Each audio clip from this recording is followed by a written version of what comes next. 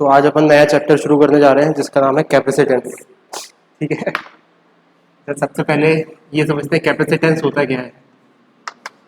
हमने एक चीज़ नेचर में ऑब्जर्व की होगी कि किसी भी चीज़ को ऑपरेट करने के लिए उतनी एनर्जी नहीं चाहिए जितनी उसे स्टार्ट करने के लिए चाहिए। तो इसको बोलते हैं स्टार्टिंग इनर्शिया। जैसे नींद जैसी तुम्हारी खुली है तो उतनी इंटेंसिटी से तुम काम नहीं कर पाते जितना आराम से अब इस टाइम कर पाते हो, सो के उठ गए अब तो। सिमिलरली बाइक को जब हम चालू करते हैं तो हमें थोड़ी सी एक्सेस एनर्जी यूज करनी होती है, तो बैटरी की एनर्जी यूज होती है, लेकिन ऑपरेशन में फिर यूज करने की जरूरत नहीं पड़ती। तो ऐसी बहुत सारी इनर्शियल हमारी इलेक्ट्रॉनिक डिवाइसेस में भी इनर्शिया होता है। स्टार्ट करने के लिए तो थोड़ा सा ज्यादा चाहिए लेकिन ऑपरेट करने के लिए उतना नहीं चाहिए। तो तुमने एक वर्ड सुना होगा कंडेंसर। दुकान से बोला कंडेंसर खराब हो गया, लेके आ जाओ। तो असल में वो कंडेंसर नहीं होता है, वो कैपेसिटर होता है। ये चालू नाम है इसका, है ना, ये इंडस्ट्री नाम है, ऐसे बोल सकते हैं। जैसे घर में बोलते हैं ना कि तुम्हारा नाम गोलू चोलू मोलू होगा, ये असली नाम कुछ और ही है। तो कंडेंसर इसका मार्केट नेम है ना, रॉ वर्ड यूज करते हैं इसके लिए हम। तो तुमने फैन में कंडेंसर देखा होगा, ट्यूबलाइट में कंडेंसर अब बहुत छोटा हो गया तो दिखता नहीं है। पहले की ट्यूबलाइट्स में इतना बड़ा कंडेंसर गोल सा रहता था।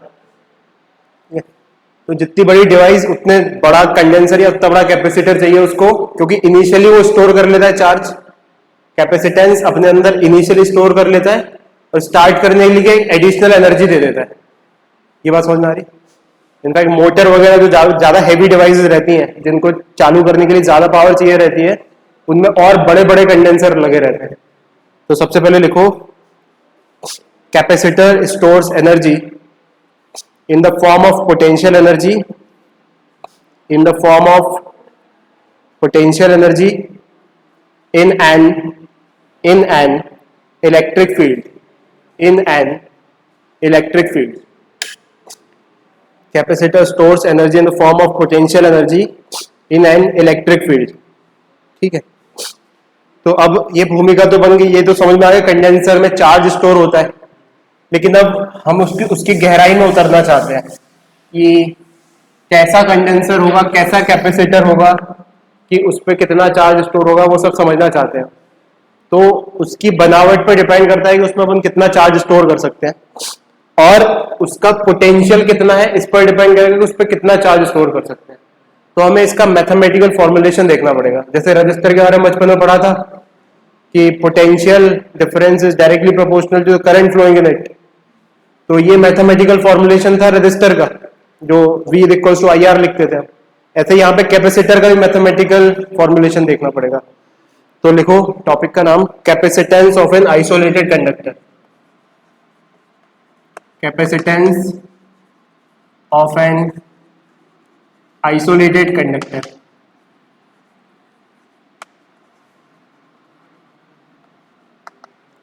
ठीक है, तो अब किसके कैपेसिटेंस की बात करने वाले हैं हम? एक आइसोलेटेड कंडक्टर की। आइसोलेटेड कंडक्टर मतलब वो किसी से टच नहीं है, अकेला है। तो लेट्स से हमारे पास एक कंडक्टर है, दिस इज द कंडक्टर, और जिस पर हम चार्ज लगाएंगे, तो चार्ज पास ऑन करेंगे इसमें वायर अटैच करके या जिस भी मैकेनिज्म से। तो लेट्स से इस पे Q चार्ज आ गया।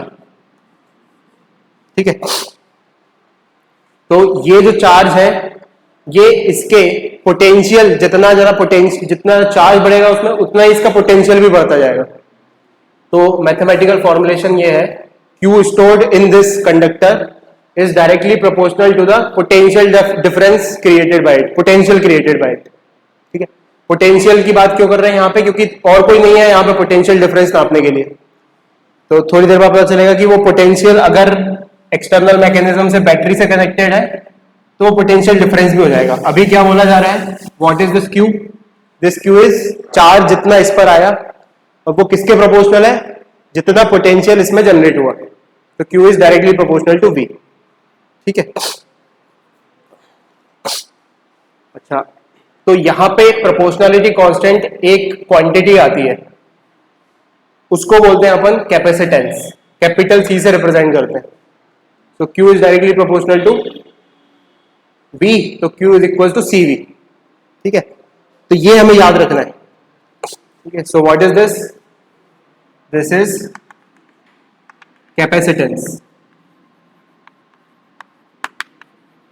किसका कैपेसिटेंस? किसका कैपेसिटेंस? इस कंडक्टर का कैपेसिटेंस। तो कैपेसिटेंस ऑफ द कंडक्टर। ठीक है, अच्छा इसको हम इस तरीके से भी विजुअलाइज कर सकते थे इस इक्वेशन को। मतलब सबसे पहले तो इस पहली इक्वेशन इस पे गौर करो, है ना। सबसे पहले हम इसको विजुअलाइज करते हैं। तो ये एक पॉजिटिव क्वांटिटी होती है, अभी इतना समझ लो बस। अभी डिटेल में देखेंगे अपन कि वो किस किस चीजों पर डिपेंड करती है। तो यहां से हमें ये समझ में आ रहा है जितना ज्यादा इस पे चार्ज स्टोर होगा उतना पोटेंशियल क्रिएट होगा। ठीक है, और वो किस पर डिपेंड करता है? कैसे? मतलब कि अगर हम Q वर्सेस V का ग्राफ बनाए तो वो एक स्ट्रेट लाइन बनेगा। ठीक है, और वो स्ट्रेट लाइन किस पर डिपेंड करेगा?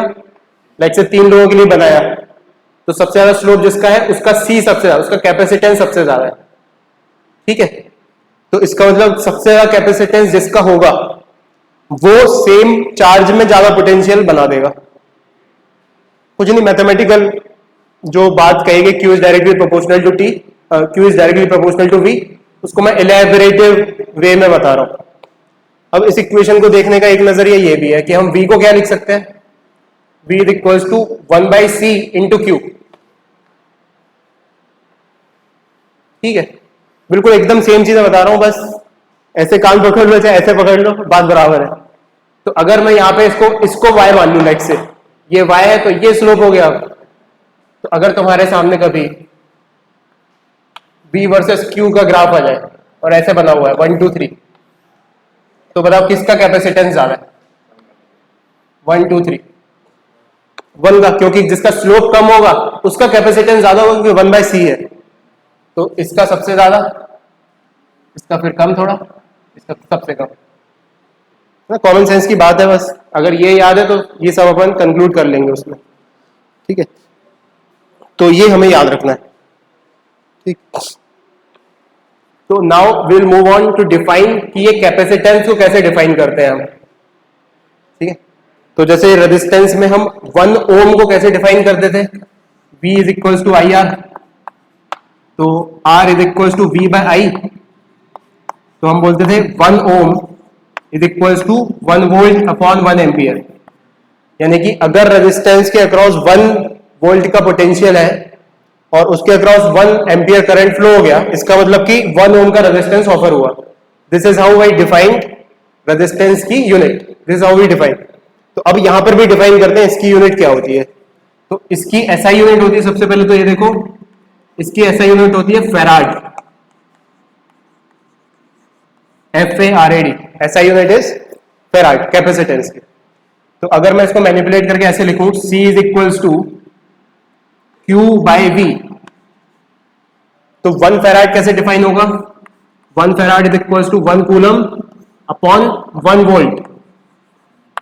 यानी कि अगर हमने किसी कंडक्टर का पोटेंशियल, उस पर चार्ज 1 कूलम दिया और उस पर पोटेंशियल हो गया 1 वोल्ट का, इसका मतलब उसका कैपेसिटेंस है 1 फेराड। ठीक है, अच्छा ये बात हमको बचपन से ही पता है कि 1 कूलम एक बहुत बड़ी क्वांटिटी ऑफ चार्ज होती है। नॉर्मली अगर हम चार्ज से कम देखेंगे रियल लाइफ में तो नैनो कूलम, पीको कूलम इस फॉर्म के होते हैं। तो ये 1 फेराड भी बहुत बड़ी क्वांटिटी है।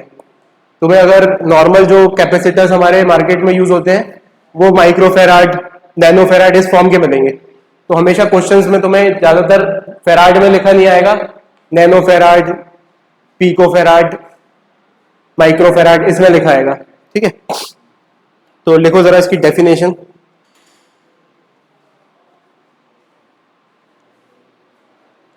Definition, capacitance of conductor, capacitance of conductor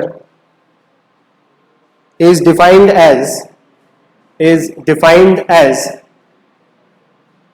charge required, is defined as charge required to increase the potential of conductor, to increase the potential of conductor by 1 unit, by 1 unit, by 1 unit.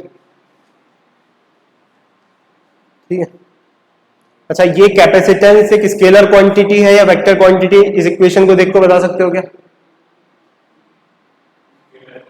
Scalar. Charge scalar होता है, potential भी scalar होता है, तो capacitance scalar. तो next point लिखो, it is a scalar quantity, it is a scalar quantity, it is a scalar quantity.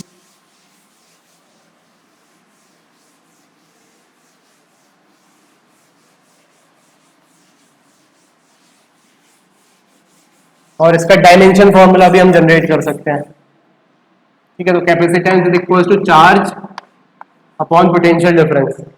इसको fundamental quantities में इसकी ऐसा यूनिट करंट इनटू टाइम होती है, आई टी।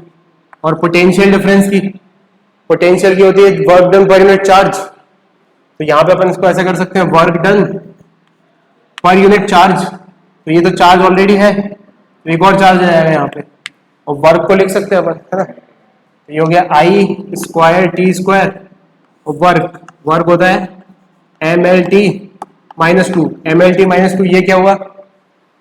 ये हो गया फोर्स, है ना।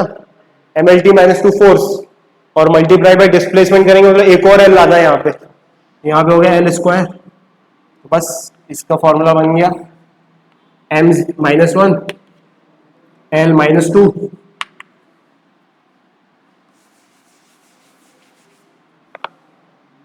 टी की पावर हो गई माइनस फोर नहीं प्लस फोर, और बचा क्या? आई बचा, आई स्क्वायर। ये डायमेंशन फॉर्मूला हो गया इसका। ठीक है, अब आ जाते हैं हम कि ये कैपेसिटेंस डिपेंड किस पर करता है। तो कैपेसिटेंस चार्ज किस तरीके से स्टोर्ड है, मतलब शेप कैसा है उस कंडक्टर का, इस पर डिपेंड करता है। तो लिखो इसमें, capacitance of an isolated conductance, capacitance of an isolated conductance depends on first shape and size of the conductor, first shape and size of the conductor। अच्छा, shape and size of the conductor में कैसा relation होगा? Shape और size बढ़ेगा, जब size बढ़ेगा तो conductance बढ़ेगा, या जब कम होगा तो कंडक्टेंस बढ़ेगा? अपने कॉमन सेंस से बताओ अभी तक के डिस्कशन। तो अब देखो, सिंपल सी बात है, कैपेसिटर में कितना कैपेसिटी है उसकी, कितना स्टोर कर सकता है। तो जितना बड़ा साइज होगा उतना ज्यादा कैपेसिटेंस होगा। तो उसमें ब्रैकेट में लिखो, on increasing the size capacitance increases, on increasing the size capacitance increases.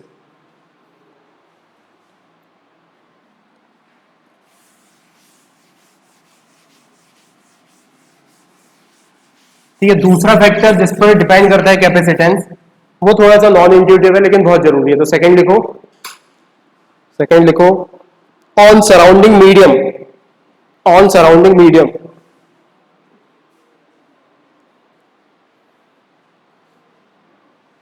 और सराउंडिंग मीडियम डिपेंड इस तरीके से होता है, क्वांटिफाई इस तरीके से होता है कि उसका डाइलेक्ट्रिक कांस्टेंट देखते हैं हम। तो ब्रैकेट में लिखो, with increasing dielectric constant capacitance increases, on increasing dielectric constant capacitance increases.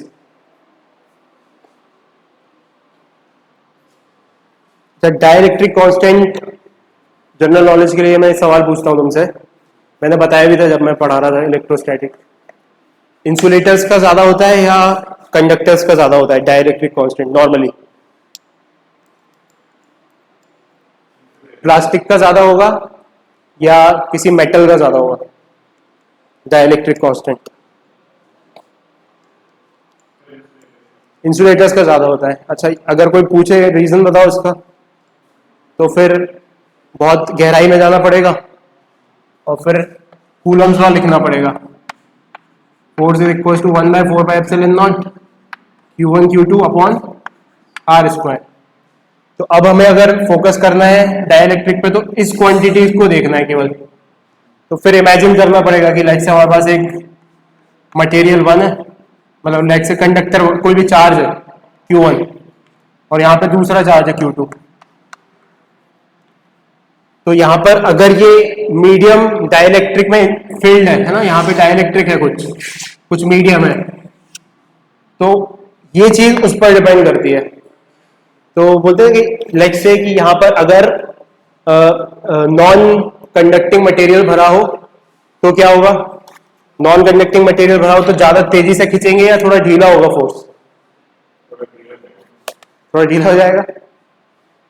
आराम सोचो कि जैसे फॉर एग्जांपल यहाँ पे कुछ कंडक्टिंग मटेरियल भरा हुआ है, यहाँ पे एक इलेक्ट्रिक फील्ड बन रही है इसकी वजह से, ऐसे पूरे माहौल में, और यहाँ इसकी भी इलेक्ट्रिक फील्ड बन रही है, तो इन इलेक्ट्रिक फील्ड का आपस में द्वंद्व हो रहा है, इसलिए अट्रैक्शन या रिपल्शन महसूस हो रहा है। Let's say for easy discussion दोनों अपोजिट साइन के तो अट्रैक्शन हो रहा है, तो किसी फोर्स ऑफ अट्रैक्शन से अट्रैक्ट कर रहे हो एक दूसरे को। पहली सिचुएशन में हमने वैक्यूम में रखा, दूसरी सिचुएशन में हमने शहद में रख दिया। लेट्स से शहद नॉन कंडक्टर है, तो ज्यादा फोर्स कहाँ फील होगा उसे, वैक्यूम में या शहद में? शहद में। क्यों? मतलब कुछ कैसे फील हो रहा है ये? वैक्यूम में ज्यादा होना चाहिए, तो वैक्यूम में ज्यादा फील होगा। इसका मतलब क्या? इसका मतलब एप्सिलॉन नॉट किसका ज्यादा है? अगर यहाँ पे एप्सिलॉन नॉट तो वैक्यूम का होता है, लेट्स से हम कंपेयर कर रहे हैं कि ये शहद का है और ये वैक्यूम का है, तो किसका ज्यादा होगा हमारे लॉजिक के अनुसार? अगर शहद में कम रिपल्शन हो रहा है, ढीला हो रहा है फोर्स, तो इसका मतलब ये वाली क्वांटिटी कम हो रही है, ये वाली क्वांटिटी कम हो रही है और ये वाली क्वांटिटी बढ़ रही है, तो इसका मतलब शहद का एप्सिलॉन ज्यादा है। एप्सिलॉन क्या होता है? परमिटिविटी, ठीक है। और हम डिफाइन क्या करते हैं? डाइलेक्ट्रिक कांस्टेंट, यानी कि रिलेटिव परमिटिविटी। उसको रिप्रेजेंट करते हैं कुछ किससे करते हैं? के से रिप्रेजेंट कर देते हैं, तो वो क्या होता है? इनका रेशो। तो मतलब कि शहद का डाइलेक्ट्रिक कांस्टेंट लिखना है अगर हमें, तो क्या लिखना पड़ेगा? परमिटिविटी ऑफ शहद divided by permittivity of vacuum. तो परमिटिविटी ऑफ शहद ज्यादा है, इस कंक्लूजन पे हम ऐसे इंट्यूटिवली सोचे कि जब शहद आ जाएगा तो फोर्स थोड़ा ढीला हो जाएगा, तो शहद की परमिटिविटी ज्यादा है, तो इसका मतलब डाइलेक्ट्रिक कांस्टेंट किसका ज्यादा है? शहद का, ठीक है। तो शहद का डाइलेक्ट्रिक कांस्टेंट ज्यादा, मतलब कुल मिला के क्या याद रखना है? इंसुलेटर्स का डाइलेक्ट्रिक कांस्टेंट ज्यादा होता है ना, इंट्यूटिवली याद रखना है, ठीक है। अच्छा, नॉर्मली हम इक्वेशन लिखते हैं Q is equals to C V. तो अब तो मुझे बताओ ऐसे फर्स्ट थॉट में कि C किस पर डिपेंड करता है, looking at this equation. Q और V पे। अब तो ये कितना गलत है ना। असल में हम इस इक्वेशन पे कैसे पहुंचे हैं? इस इक्वेशन पे पहुंचे कि Q is directly proportional to V। V और Q डायरेक्टली रिलेटेड है, ठीक है, और डायरेक्टली रिलेटेड है तो डायरेक्टली प्रोपोर्शनलिटी जो स्लोप है वो C के बराबर है। बट इसका अदर वे राउंड ऐसा नहीं है कि C Q और V पर डिपेंड कर रहा है। Getting my point? मैं तुमसे कहूं कि resistor V is equals to I R, ये रेजिस्टर है, तो पोटेंशियल डिफरेंस चेंज करो तो रेजिस्टेंस चेंज हो जाएगा? नहीं, करंट चेंज होगा। Getting my point? तो यहां पर क्या हो रहा है कि नॉर्मली ये इक्वेशन देख के अगर कोई बोले कि बताओ सी किस पर, या हमारे दिमाग में ऐसे ही इक्वेशन बनी हुई है और हमारे सामने क्वेश्चन आया कि सी किस पर डिपेंड करता है, और हम कहते हैं कि चार्ज और पोटेंशियल पर, तो गलत हो जाएगी बात, ठीक है। ये बात समझ में आ रही है? तो किस पर डिपेंड करता है? अभी जो ऊपर बात कही गई उन पर डिपेंड करता है कि शेप और साइज पे और मटेरियल कौन सा यूज किया गया है। तो इस बात को क्योंकि तुमने किया है नोट कर लो कि capacitance of a conductor does not depend on, capacitance of a conductor does not depend on first charge of the conductor and second potential of the conductor and second potential of the conductor.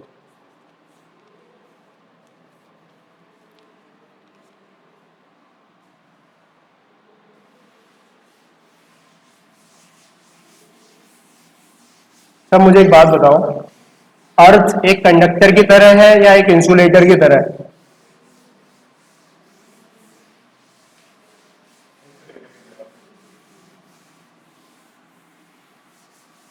अर्थ एक conductor की तरह है या insulator की तरह? बताओ। मतलब कि अगर तुम चार्ज यहाँ पे मैं वायर से ऐसे चार्ज लगा दूं अर्थ में, तो चार्ज वहीं रहेगा या बह जाएगा कहीं? बह जाएगा कहीं। और ये बहुत बड़ा रहस्य कहा जाता है ना। तो हम ऐसे बोल सकते हैं कि ये एक ऐसा कैपेसिटर है जिसका बहुत ज्यादा कैपेसिटेंस है। ये कंडक्टर है और इसकी कैपेसिटी इतनी है कि हमें पता भी नहीं कितने करंट ले रही है, अपने अंदर लेती जा रही है। जो बिजली गिरती है उसका पोटेंशियल डिफरेंस किस ऑर्डर का होता है?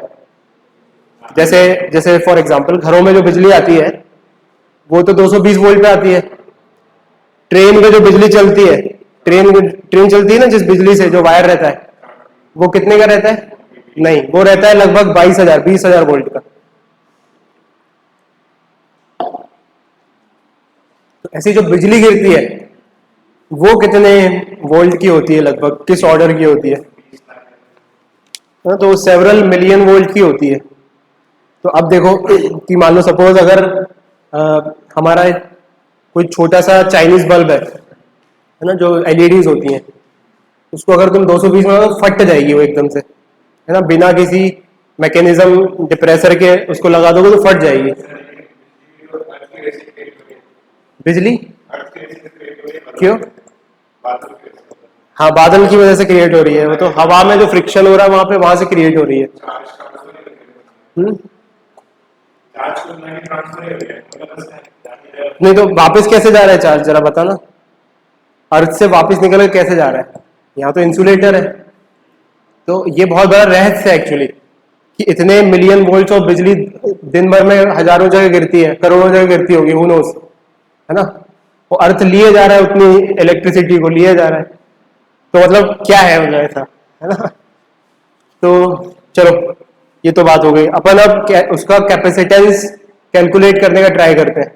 तो लिखो एक question, find capacitance of an isolated, find capacitance of an isolated earth, isolated earth,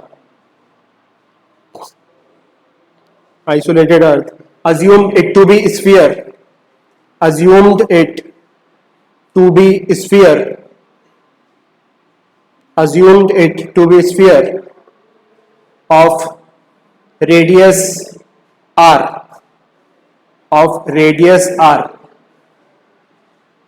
which is approximately 6,400 kilometers.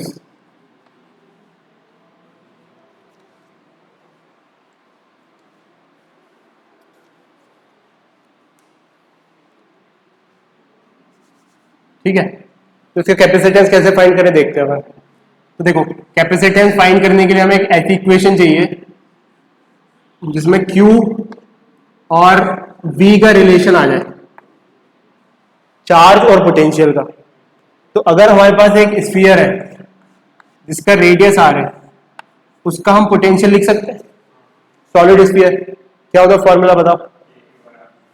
V is equals to के क्यू बाय आर। और ये कैपेसिटेंस कहाँ होता है? यहाँ होता है, मतलब ये पोटेंशियल यहाँ होता है, यहाँ होता है, यहाँ होता है, कहाँ होता है? ये सरफेस पे होता है अगर कंडक्टर है तो, और हर पॉइंट पे सेम होता है, और अंदर जीरो होता है। ठीक, तो हम सरफेस पे लिख रहे हैं ना, उसकी कोई टेंशन नहीं है। तो अगर हम इसको रीअरेंज कर दें कि V और Q को ऐसा जमा दें, तो हमें ये मिल जाएगा C, क्योंकि हमारी कैपेसिटेंस वाली इक्वेशन क्या है, Q is equal to CV। अगर इसको जमा दिया जाए तो Q is equal to R by K into V, और दोनों को कंपेयर किया जाए तो कैपेसिटेंस क्या आ जाएगा? कैपेसिटेंस आएगा R बाई के, so that is R upon के। क्या होता है? 1/4 बाई एप्सिलॉन। तो 1/4 pi epsilon. So C is equals to 4 pi epsilon r. This is capacitance of a sphere. ये एक sphere का कैपेसिटेंस है। Capacitance of an isolated conducting sphere.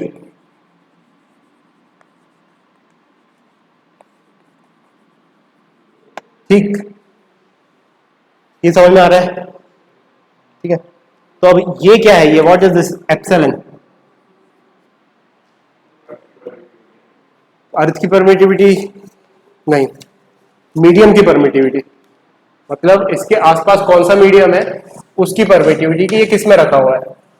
तो if it is kept in vacuum, permittivity इसकी 0 नहीं, पर काफी ज्यादा है ना, मतलब जो भी एप्सिलॉन नॉट। तो अगर ये दूसरे में रखा है तो फिर कुछ और, ठीक है। तो वैक्यूम की सबसे कम परमिटिविटी होती है, ठीक है। ठीक है, तो अपन इमेजिन कर लेते हैं कि चलो अर्थ वैक्यूम में, just for an suitable approximation. तो अगर अर्थ एक स्फीयर है तो उसके लिए ये चीजें लिख सकते हैं हम, 1/4πε0। इसकी वैल्यू कितनी होती है अगर वैक्यूम में, तो 9 × 10⁹।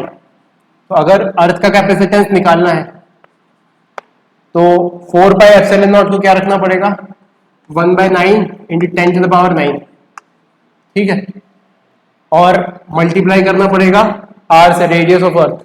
तो दैट इज व्हाट, 6400 किलोमीटर्स। तो मीटर में रख लेते हैं एसआई यूनिट में, 6400 × 10⁻3, ठीक है।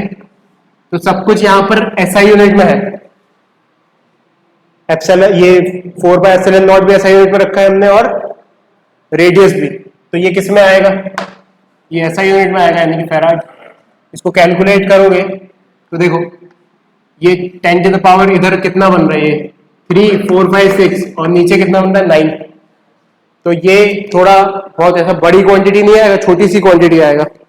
So that is around 7.11 × 10⁻⁻4 farad, ठीक है। और इसको माइक्रोफैराड में लिख सकते हैं हम, 711 माइक्रोफैराड।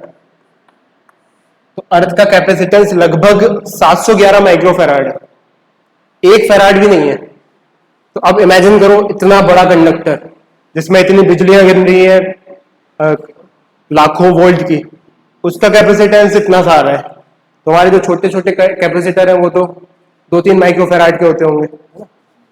तो that's why farad is a very big quantity, just like coulomb, ठीक है।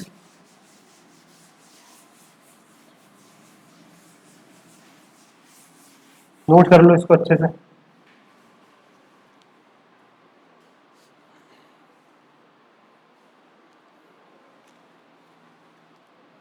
अच्छा, हमने डेफिनेशन में लिखा था कैपेसिटेंस की कि ये एनर्जी स्टोर करते हैं। तो अब हमें एनर्जी का फॉर्मूला देख लेना चाहिए कि जो पोटेंशियल एनर्जी है उसका फॉर्मूला क्या होता है, कि कितनी एनर्जी स्टोर होती है।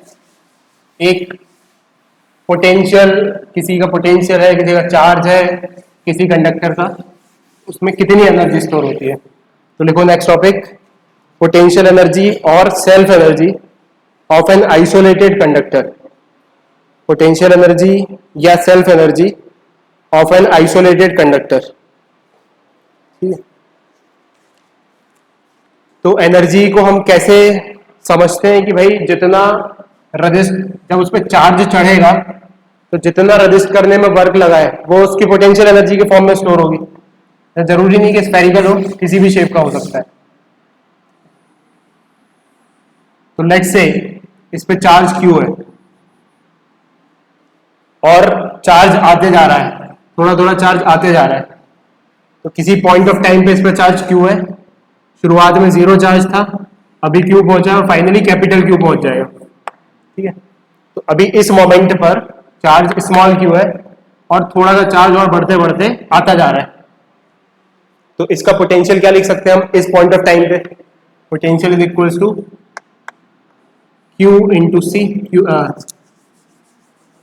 q is equals to C V, तो v is equals to q by C, ठीक है। तो इस पॉइंट ये क्या होता है, ये होता है work done per unit charge. तो इतना चार्ज आया तो इतना वर्क कर दिया इसमें, तो इतने से के लिए एडिशनल वर्क कितना करना पड़ेगा, dw कितना करना पड़ेगा बताओ। देखो पिक्चर क्या है, पिक्चर है कि हम लिखना चाहते हैं कि इसमें जब ये चार्ज आ रहा है तो उसको अपोज करने में कितना रेजिस्ट कर रहा है, जिससे कि जितना रेजिस्ट करेगा उतना वर्क करना पड़ेगा उसे। वो वर्क स्टोर हो जाएगा पोटेंशियल एनर्जी के फॉर्म में। तो क्योंकि क्यू एकदम लीनियरली नहीं आ रहा है, मतलब समझ रहे हो किस फॉर्म में आ रहा है वो अभी हमें पता चलेगा, हम एक्सप्रेशन लिखेंगे उसका। तो वर्क डन कैसे लिखें, तो देखो तुम्हें एक चीज बताई थी मैंने, work is equals to Q into V. ये बात पता है कि किसी भी चार्ज का पोटेंशियल वी है अगर किसी भी चार्ज की वजह से, और एक एडिशनल चार्ज क्यू है, तो उसको कितना वर्क लगेगा, क्यू इंटू वी। इस बात से सहमत हो कि नहीं, सबसे पहले तो ये बताओ, पक्की बात, यह सब साफ है। हाँ, तो ये डी डब्ल्यू कैसे लिखेंगे हम, जो भी पोटेंशियल है उस पॉइंट ऑफ टाइम पे मल्टीप्लाइड बाय जो भी नया चार्ज आया है, तो दैट इज डी क्यू। अब वी उस टाइम पे क्या है, क्यू बाय सी, तो यहां पे क्या लिख देंगे, Q by C D Q. तो this is the small work for this small charge. अगर पूरे में करना है तो इंटीग्रेट करना पड़ेगा, सो इसका यूज किया मैंने यहां पर, ठीक है। तो यहां से हम लिखेंगे net work is equals to integration of D W, और डी डब्ल्यू को हम ये लिख चुके हैं Q D Q divided by C. Integrate करेंगे तो सी तो कांस्टेंट है, सी तो मटेरियल और उस पर डिपेंड, मटेरियल अराउंड और शेप और साइज ऑफ कैपेसिटेंस पे डिपेंड कर रहा है, उसको बाहर ले सकते हैं। क्यू डी क्यू का इंटीग्रेशन क्या होगा, क्यू स्क्वायर बाय 2, और ये 1 बाय सी। लिमिट्स कहां से कहां तक, 0 से लेके कैपिटल क्यू, क्योंकि नेट चार्ज फाइनली उस पर क्यू आने वाला है कैपिटल क्यू, तो 0 से लेके कैपिटल क्यू। इंटीग्रेट करके लिमिट्स लगाएंगे तो देखना ये आ जाएगा, work done is stored in form of potential energy, तो डायरेक्ट पोटेंशियल एनर्जी लिख देते हैं उसको, तो that is capital Q square upon 2c। ये बात समझ में आ रही है। तो अगर वो समझ में नहीं भी आया हो तो इट्स परफेक्टली फाइन, ये रटना है हमें फाइनली। तो ये क्या होता है, पोटेंशियल एनर्जी किसकी, एक ऐसे कैपेसिटर की जिस पे चार्ज Q है और उसका कैपेसिटेंस C है। अच्छा, इसको हम इंटरचेंजेबली V के फॉर्म में भी लिख सकते हैं, क्योंकि we know that Q is equals to CV। तो अगर हम इसको रिप्लेस कर दें इस इक्वेशन में, Q से हटा के CV लिख दें, तो U क्या हो जाएगा, U is equals to CV का square divided by 2C, so that's what half CV square, ठीक है। और सिमिलरली इसको हम V से भी इंडिपेंडेंट रख सकते हैं। V की जगह क्या रख दें, V की जगह मतलब C से इंडिपेंडेंट रख सकते हैं, C की जगह क्या रख दें, Q बाई V, तो ये हो जाएगा Q square upon 2Q by V, that is half into Q into V। तो ये जो तीनों चीजें लिखी हुई हैं सेम ही लिखी हुई हैं कैपेसिटर के कंटेक्स्ट में, ठीक है। तो इसको एक इस तरीके से हाईलाइट करके लिख लो कि potential energy of a capacitor is half CV square या हाफ Q इंटू V या half Q square by C। ये तीनों ही चीजें सेम चीज को रिप्रेजेंट कर रही हैं, डिपेंडिंग अपॉन कि कौन सी चीज नोन है कौन सी अननोन है, हम इसका यूज करेंगे,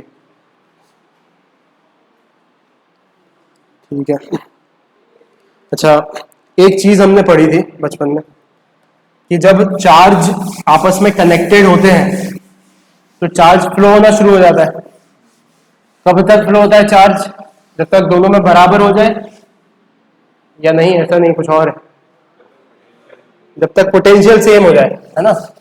चार्ज से कोई मतलब नहीं है, पोटेंशियल से मतलब है कि जब तक पोटेंशियल सेम है तब तक चार्ज नहीं बढ़ेगा, और जब तक पोटेंशियल सेम नहीं है तब तक चार्ज बहता जाएगा। और कब तक बहेगा, जब तक पोटेंशियल सेम नहीं हो जाता, या इन अदर वे राउंड दोनों का पोटेंशियल डिफरेंस 0 नहीं हो जाता।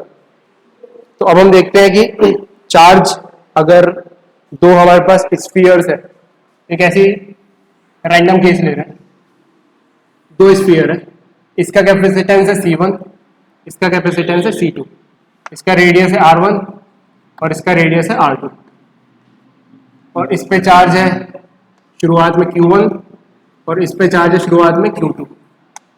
और हमने क्या किया, इनको एक कंडक्टिंग वायर से जोड़ दिया, तो चार्ज बहना शुरू हो जाएगा। अब ये डिपेंड करता है कि इधर से इधर बहेगा या इधर से इधर बहेगा कि किसका पोटेंशियल ज्यादा है, ठीक है, बट बहेगा। और कब तक बहेगा?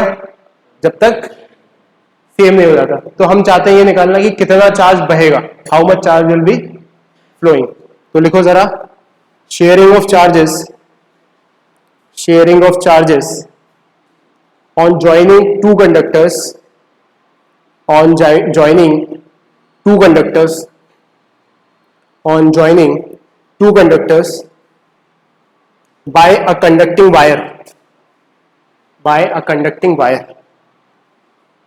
And first case is ये वाला केस, two spheres, है ना, and of course two conducting spheres.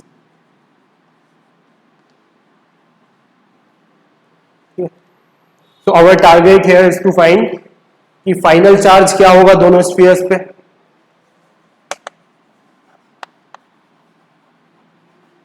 और फाइनल पोटेंशियल क्या होगा।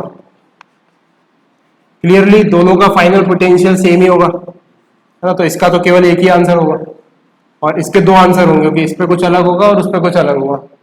और फिर फाइंड करेंगे हम कि how much total charge phloem through wire.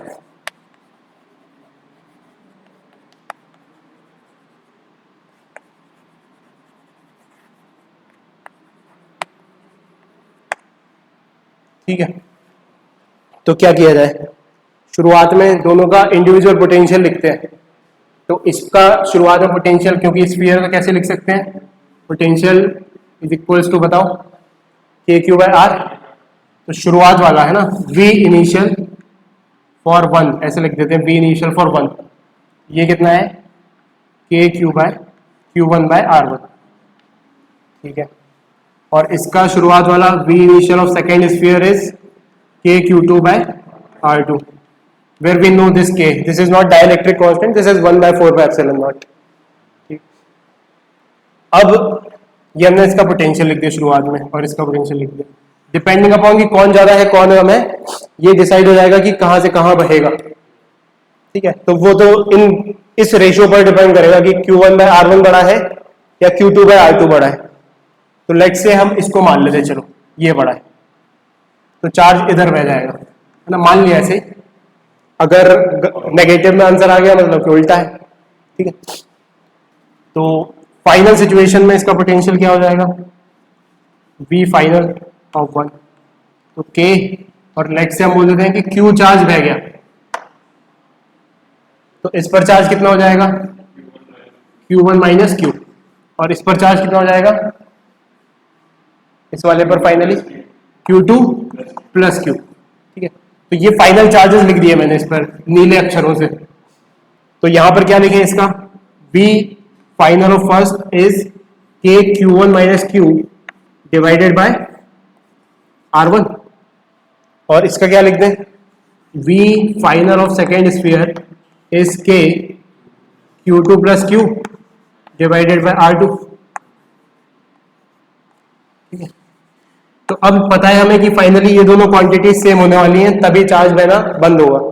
तो इन दोनों को अगर इक्वेट करके सॉल्व करेंगे तो Q आ जाएगा। Getting my point? बस, तो फिर तो यहां से हमने सॉल्व करना शुरू किया, तो फाइनल दोनों का बराबर कर रहे हैं, तो K तो कट जाएगा दोनों तरफ से, बचेगा जो वो लिख देते हैं Q1 minus Q divided by R1 equals to Q2 plus Q divided by R2। अब इधर ले आओ, एक तरफ कर लो, ये लीनियर इक्वेशन वन वेरिएबल है, R2 by R1 Q1 minus R2 by R1 into Q, और इधर Q2 प्लस Q, इसको इस तरफ ले आओ और उसको उस तरफ भेज दो, तो ये हो गया R2 Q1, पूरा डायरेक्टली लिख रहा हो ना, तुम देख लेना सही है कि नहीं, तो minus R1 into Q2 divided by R1 is equals to, ये उस तरफ जाएगा तो प्लस हो जाएगा R1 plus R2 into Q divided by R1। सही है? ठीक है, तो R1 से R1 कट गया, Q की वैल्यू आ गई Q is equals to R2Q1 minus R1Q2 divided by R1 plus R2। तो मतलब इतना चार्ज फ्लो हो जाएगा। गेटिंग?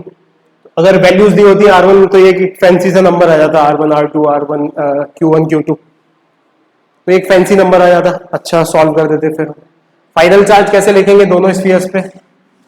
इस वाले पे Q1 माइनस Q और उस वाले पे Q2 plus Q।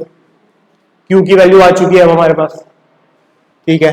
Final potential क्या लिखेंगे? Q की वैल्यू आ चुकी है, वैल्यू रखेंगे यहाँ पे, तो चाहे ये कैलकुलेट कर लो चाहे ये कैलकुलेट कर लो, दोनों सेम होगा।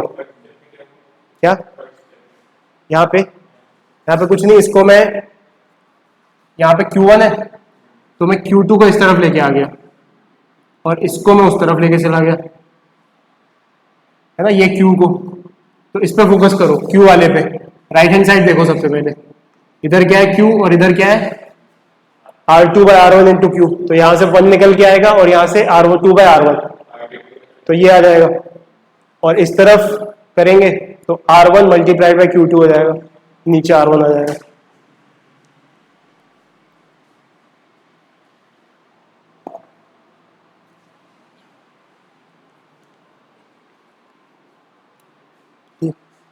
ये समझ में आया?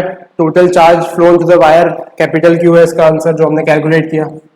इसके दो आंसर हैं, Q1 माइनस Q और Q2 प्लस Q।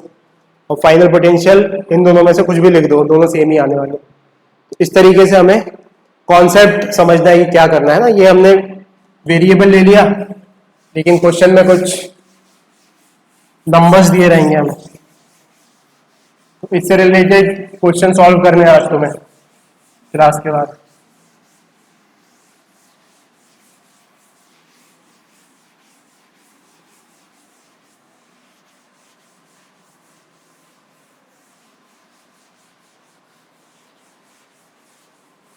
तो इसमें हमें कैपेसिटेंस नहीं दिया था, हमें उसका शेप दिया था, है ना, स्फीयर था। तो हमें ऑलरेडी पता है कि स्फीयर का कैपेसिटेंस क्या होता है, but what if random shape है और कैपेसिटेंस दिया हुआ है, तब भी हम कर सकते हैं। तो सेकंड लिखो, two random conductors, two random sized conductors.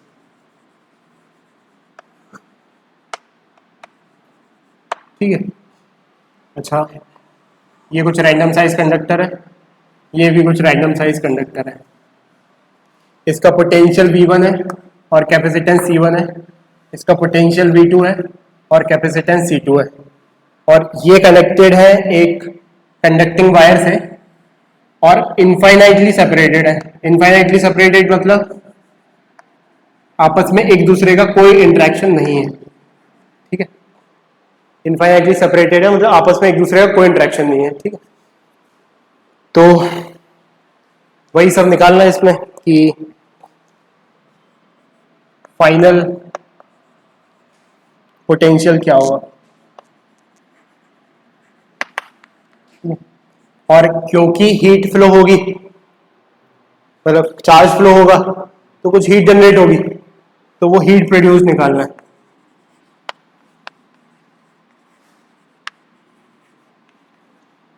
Heat produce कैसे निकालेंगे वैसे थियोरेटिकली बताओ? अब आई वाई तो कुछ पता नहीं है यहाँ पे। आई तो तब वो आई स्क्वायर आई टी तब लगा पाते हैं हम जब आई कांस्टेंट होता है। यहाँ तो वेरिएबल होगा, शुरुआत में एकदम तेजी से बढ़ेगा, धीरे धीरे कम हो जाएगा। परफेक्ट। तो हीट कहाँ से आएगी? जो एनर्जी का डिफरेंस होगा, तो चेंज इन एनर्जी जो होगी सिस्टम की शुरुआत और फाइनल पोजीशन में, वो हीट में रिड्यूस हो जाएगी, वो हीट उतनी हीट में आ जाएगी, ठीक है। तो इसको कैसे निकालेंगे? इसको निकालेंगे initial energy minus final energy. अच्छा वैसे बताओ, इनिशियल एनर्जी ज्यादा होगी या फाइनल एनर्जी? नॉर्मली इनिशियल ज्यादा। इसको बहुत तरीकों से समझ सकते हो, क्योंकि एक तो तुमने स्पॉन्टेनिटी वाला कॉन्सेप्ट पढ़ा होगा कुछ थर्मोडायनेमिक्स में। हर स्टेट अगर नेचुरली उसको छोड़ो तो ऐसी स्टेट लेना चाहता है जिसमें उसकी एनर्जी कम हो जाए, ज्यादा स्टेबल हो जाए, वो कॉन्सेप्ट भी यूज कर सकते हैं। अदरवाइज सीधी सी बात है, जब करंट बहता है तो गर्म होता है ना वायर, इसका मतलब एनर्जी गई है कहीं सिस्टम की, वो उस हीट के फॉर्म में आई है। ठीक है, तो शुरुआत में इस पे चार्ज लिख सकते हैं हम, वैसे जरूरत नहीं है चार्ज की, क्यों? क्योंकि पोटेंशियल लिखना होता है, तो पोटेंशियल दिया हुआ है, तो फाइनल स्टेट में पोटेंशियल लिखते हैं इसका।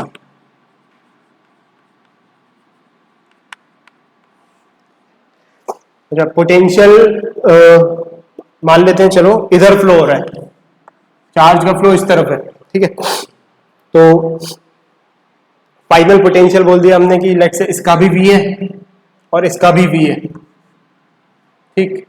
तो इस पे चार्ज क्या लिखेंगे? Charge, final charge, final charge. तो इस पे फाइनल चार्ज क्या होगा? Q इक्वल टू CV, तो फाइनल चार्ज होगी C1 इंटू V, ये बात समझ में आ रही है? और इस पे फाइनल चार्ज क्या होगा? C2 into V। अच्छा, शुरुआत वाला चार्ज भी लिख सकते थे, initial charge.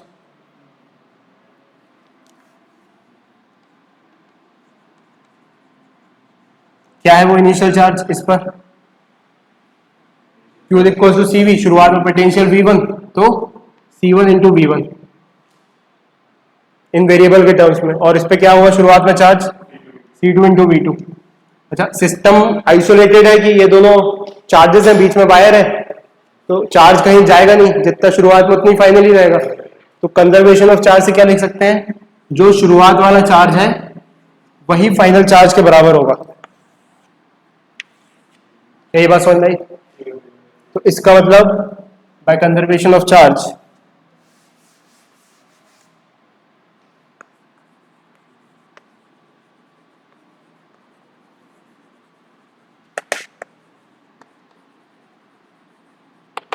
Initial charge is equal to final charge. Initial charge कितना है? C1V1 प्लस C2V2, और ये फाइनल चार्ज के बराबर है, तो ये कितना है? C1V plus C2V। हमें क्या? Final potential capital V find करना है। हो गया फाइंड, है ना? V कॉमन निकल गया यहां से, तो V क्या हो जाएगा? C1V1 plus C2V2 divided by C1 plus C2। तो this is the final potential.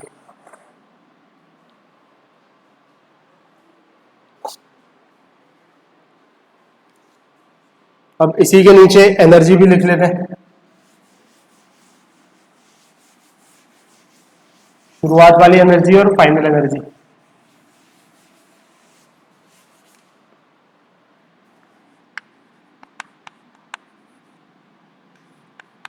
Initial potential energy कितनी है? इसकी initial potential energy half C1V1 square, और इसकी कितनी है? Half C2V2 square. Final potential energy इसकी है हाफ C1V स्क्वायर, और इसकी है हाफ C2V स्क्वायर, जिसमें V की वैल्यू हम ऑलरेडी लिख चुके हैं वहां पर। तो अब अगर हमें हीट प्रोड्यूस निकालना है तो क्या होगा? वो initial energy minus final energy. इसको नहीं मिटाते, इसको मिटा देते हैं।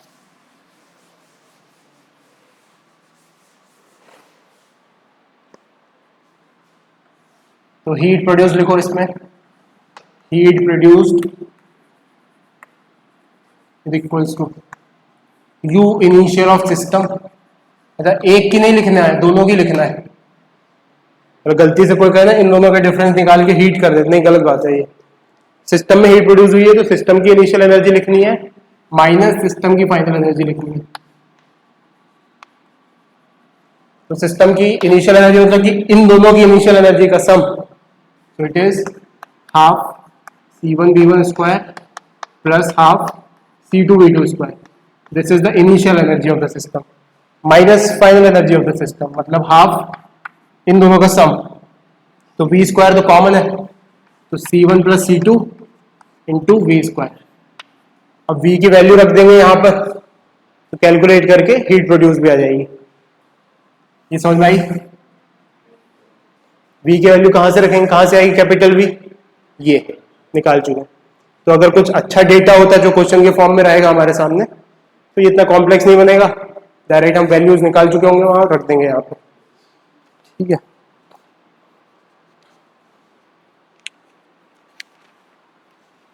तो एक क्वेश्चन सॉल्व करते हैं आप डेटा के फॉर्म में इसी कॉन्सेप्ट को इस्तेमाल करते हुए।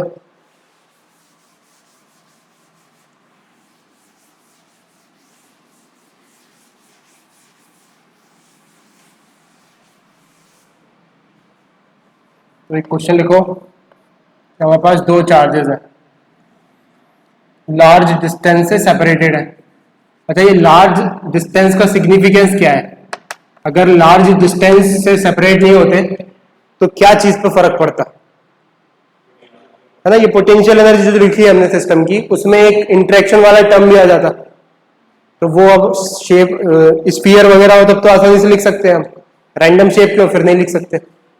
तो इसलिए इजी बनाने के लिए लार्ज डिस्टेंस लिखा हुआ है। तो एक है 6 माइक्रोफेराड और 6 माइक्रो कूलम का चार्ज है इस पर, और 3 माइक्रोफेराड का कैपेसिटेंस है। सिमिलरली इस पर 3 माइक्रो कूलम का चार्ज है और इसकी कैपेसिटी है 6 microfarad.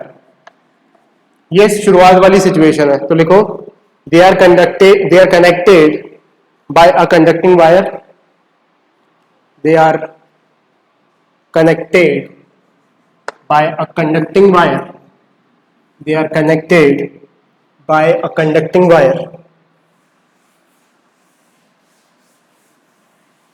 So find part 1, find part 1 final charge on A and B, final charge on A and B. Second, heat produced,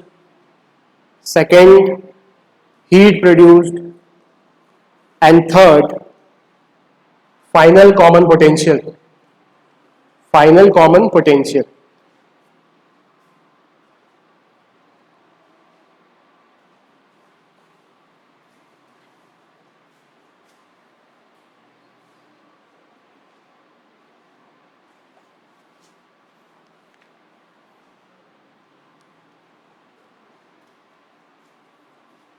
तो क्या करोगे?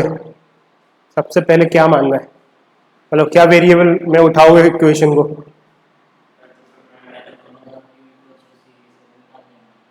Q इक्वल टू सी से इनिशियल चार्ज निकाल लेंगे, फिर तो वेरिएबल क्या मानेंगे?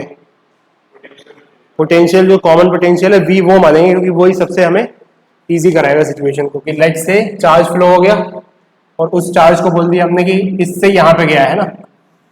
अच्छा, ये कैसे डिसाइड होगा कि इससे यहाँ जाएगा या इससे यहाँ जाएगा? कौन डिसाइड करेगा ये?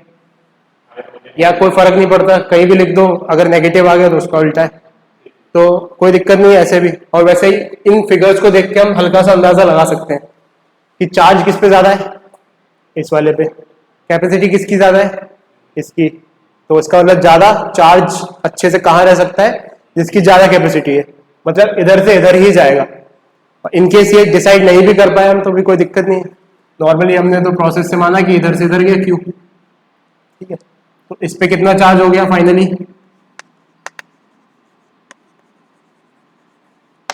इस पे हो गया 6 माइक्रोकूलम माइनस क्यू, है ना। ये माइक्रोकूलम में याद रखना, तो क्यू भी माइक्रोकूलम में, ठीक है। This is in microcoulomb. और इस पर कितना हो गया? 3 प्लस क्यू, ठीक है। फाइनल पोटेंशियल लाइक से दोनों का सेम करना है हमें, तो फाइनल पोटेंशियल लिखते हैं। तो Q is equals to C V, ये फॉर्मूला होता है अपना basic, Q is equals to C V. तो V को क्या लिख सकते हैं? Q by C. तो चार्ज कितना है फाइनली इसमें? 6 माइनस क्यू डिवाइडेड बाय इसका capacitance C, that is 3 micro. ये सब कुछ माइक्रो में, 2 क्यों 3 है, और इसका 3 प्लस क्यू डिवाइडेड बाय 6, और ये दोनों को क्या करना है? इक्वल, ठीक है। तो ये क्या हो गया? 6 minus Q divided by 3 is equal to 3 plus Q divided by 6। तो 6 2 3 जा 6, 2 इस तरफ आ जाएगा तो ये हो जाएगा 12 minus 2 Q is equal to 3 plus Q. Q इस तरफ हो, वो उसको इस तरफ भेज दिया, ये हो गया हमारे पास 9 इज इक्वल टू 3 क्यू। यहां से क्यू आ गया 3। क्यू किस में माना था हमने? माइक्रोकूलम में, तो माइक्रोकूलम, ठीक है। तो फाइनली ये निकाल सकते हैं हम, कितना हो जाएगा ये? 6 माइनस 3 दैट इज 3 बाई 3, यानी कि 1 वोल्ट। यहाँ भी निकाल के देखो, 3 + 3 divided by 6 that is 1 volt. तो फाइनल पोटेंशियल का आंसर क्या हो गया? 1 वोल्ट। और क्या पूछा उसने? Final charge on A and B. तो फाइनल चार्ज कितना हो गया? इसमें 3 माइक्रोकूलम और इसमें 6 माइक्रोकूलम। ये फाइनल चार्जेस हो गए। और क्या पूछा? Heat produce. तो हीट प्रोड्यूस के लिए क्या करना पड़ेगा? Energy difference. थोड़ी जगह बना ली जाए।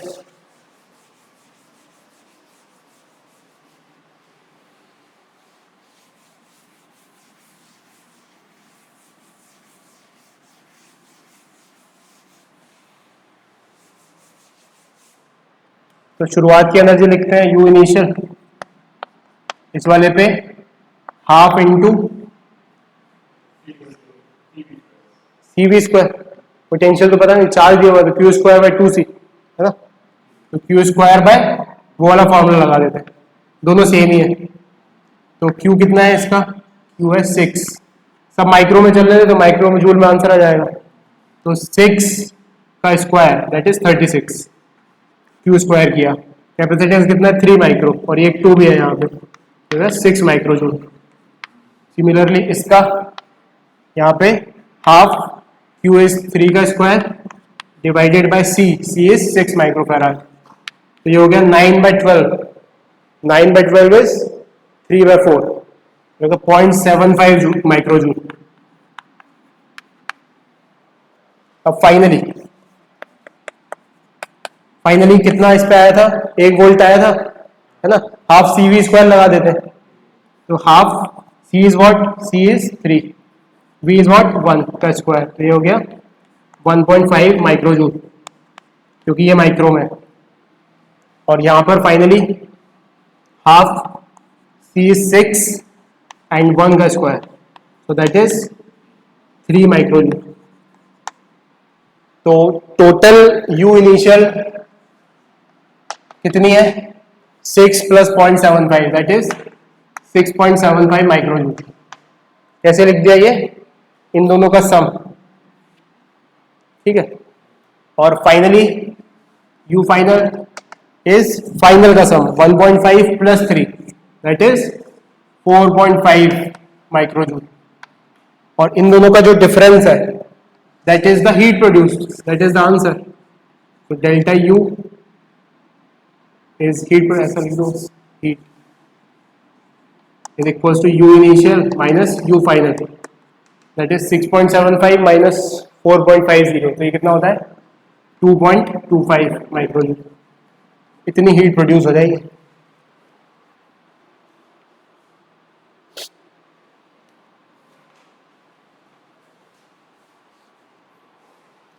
समझ में आ गया ये?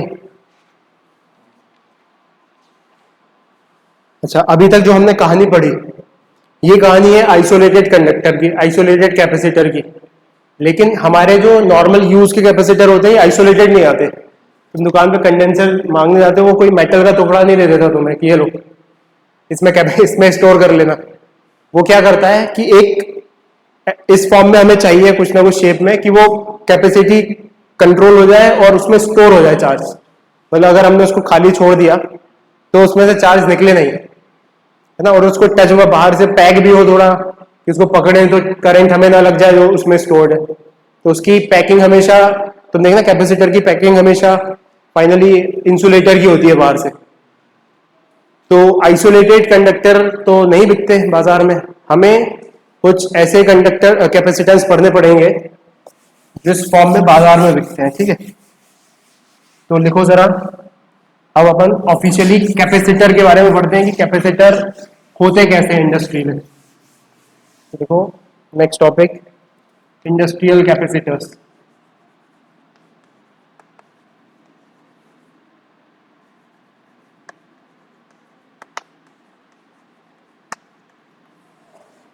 ठीक है, तो इनको चार्ज करने का मैकेनिज्म क्या होता है, इसको समझते हैं।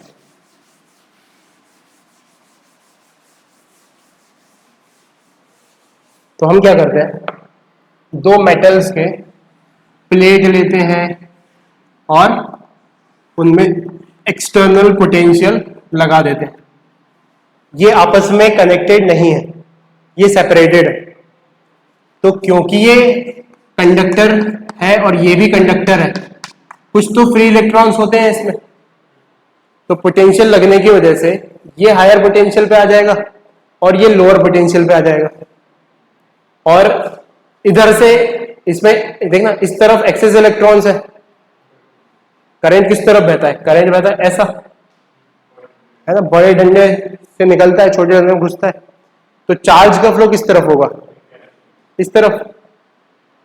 ठीक है, अब चार्ज इस तरफ फ्लो हो रहा है, इलेक्ट्रॉन्स इस तरफ फ्लो हो रहे हैं। कैरिंग जो करंट बनाता है वो इलेक्ट्रॉन्स की वजह से होता है, पॉजिटिव करंट की, पॉजिटिव चार्ज फ्लो नहीं करता है ना, तो इलेक्ट्रॉन्स इस तरफ बहते हैं, तो इसमें इलेक्ट्रॉन्स आ जाएंगे और इससे इलेक्ट्रॉन्स निकल जाएंगे, तो ये पॉजिटिव हो जाएगा। अब अगर हम इसको ऐसे पैक करके किसी पैकिंग में रख दें, तो ये जो चार्ज स्टोर हुआ है इसको हम किसी मैकेनिज्म में यूज कर सकते हैं आगे। ये बात समझ में आ रही?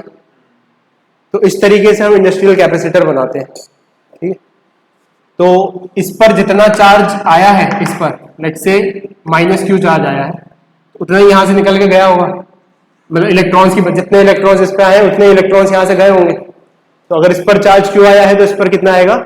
-q। तो प्लस माइनस का ये एक बैटरी की तरह बन गया, जो ये हायर पोटेंशियल पे है और ये लोअर पोटेंशियल पे है। किसी से कनेक्ट करेंगे तो झटका लगेगा। तो जैसे कैपेसिटर के दो जो होते हैं प्लस और माइनस वाले, उनको तुम ऐसे प्लग में डाल दो, ऑन कर दो तो चार्ज हो जाएगा, और फिर उसको ले जाके किसी में टच कर दो तो एक बहुत झटका सा लगेगा, है ना। तो झटका क्यों लगता है? क्योंकि उसमें चार्ज आ गया इस पोटेंशियल डिफरेंस की वजह से। ठीक है, तो इन पर ही स्टोर होता है, इन पर, इनके सरफेस पे, इनकी ये प्लेट जो कंडक्टर्स हैं इनके सरफेस पे स्टोर हो जाता है, और उसकी वजह से यहां पर इलेक्ट्रिक फील्ड भी बन जाती है। ठीक है, अच्छा, ये स्टोरेज कितना हैवी होगा वो इस पर भी डिपेंड करता है कि ये कितने दूर है, इनका एरिया कितना है, कितने बड़े हैं ये, और ये कितने दूर है, और बीच में मीडियम कौन सा है ना, डाइलेक्ट्रिक कांस्टेंट क्या है, तीन चीजों पर डिपेंड करता है। ठीक है, तो लिखो इसमें अ कैपेसिटर और कंडेंसर,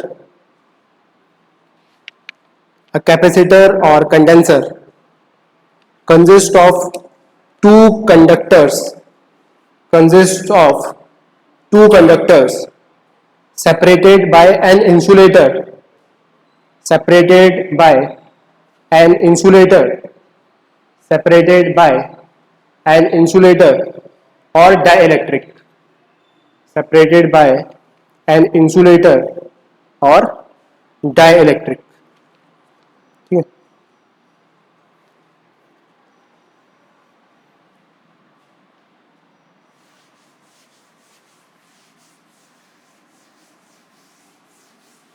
तो देखो यहां पर इसको हम थोड़ा गहराई में देखते हैं कि यहां पर जैसे हमने इसको बैटरी से कनेक्ट किया इन दोनों को, रेट ऑफ करंट फ्लो बहुत ज्यादा होगा। शुरुआत में एकदम बहुत तेजी से करंट फ्लो होगा, फिर धीरे धीरे करंट रुक जाएगा। क्यों? क्योंकि जब ये सैचुरेट हो जाएंगे, एक अपनी कैपेसिटी की मैक्सिमम चार्ज में पहुंच जाएंगे, तब फिर करंट जीरो हो जाएगा सर्किट में। ये बात समझ में आ रही है? तो इसको हम थोड़ा सा गहराई में देखते हैं कि शुरुआत में क्या हो रहा होगा, बीच में क्या हो रहा होगा, और फाइनली क्या हो रहा होगा। ठीक है, तो इसमें देखो कि at t equal to zero, t equal to zero यानी कि हमारे पास दो कंडक्टर्स हैं और हमने जस्ट कनेक्ट किया है इसको एक्सटर्नल बैटरी से, जस्ट उस मोमेंट पर जब बटन चालू किए तब।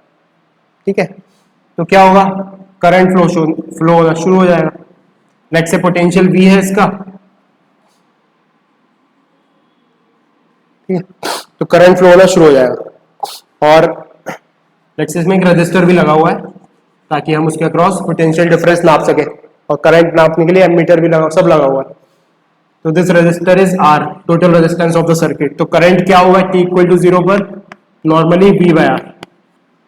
मतलब ये एक ऐसी सर्किट की तरह काम करेगा जो फुल ओपन सर्किट है, कोई दिक्कत नहीं, कोई रेजिस्टेंस ही नहीं मिल रहा है यहाँ से, कि शुरुआत में तो पूरे इलेक्ट्रॉन्स ट्रेवल करना चाहेंगे एकदम से, लेकिन फिर थोड़ी देर बाद t is equals to random time t पर इस करंट की वैल्यू कम हो जाएगी। ठीक है, ये दो कंडक्टर्स हैं, ये वही हमारी सर्किट है, this is resistance R, this is potential V, और जो करंट होगा अब यहाँ पर that will be less than V by R।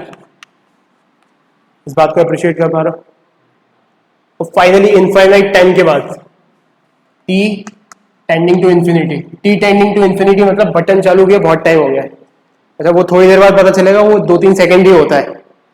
ठीक है, इसके कॉन्टेक्स्ट में मतलब इलेक्ट्रॉन की जो असली स्पीड होती है कि ड्रिफ्ट स्पीड तो उसकी 2 मिलीमीटर 3 मिलीमीटर पर सेकेंड होती है, बट असलियत में जो वो ड्रिफ्ट ऐसे ऐसे मार रहा होगा वो सेवरल 10 टाइम्स और 100 times less than speed of light होती है, बहुत ज्यादा होती है वो।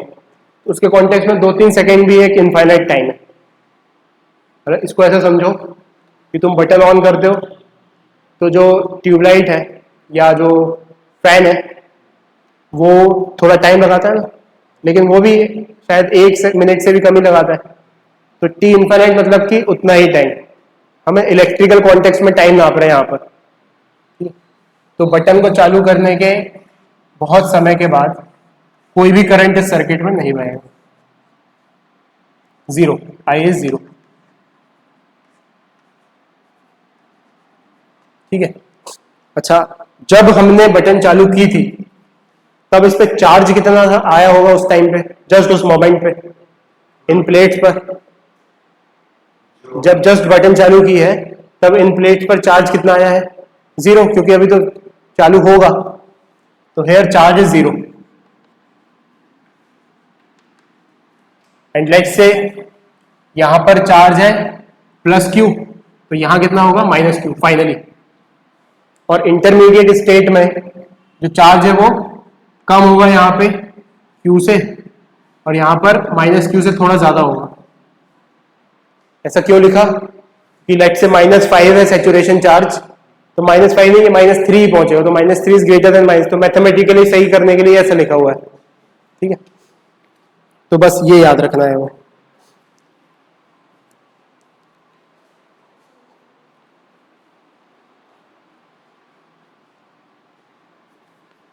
तो जो सबसे ज्यादा इंपॉर्टेंट है हमारे सिलेबस में that is parallel plate capacitor. जैसे ये तो हमने रैंडम शेप के बना दिए, हमें डिटेल में पढ़ना है कि पैरेलल प्लेट कैपेसिटर का क्या होता है।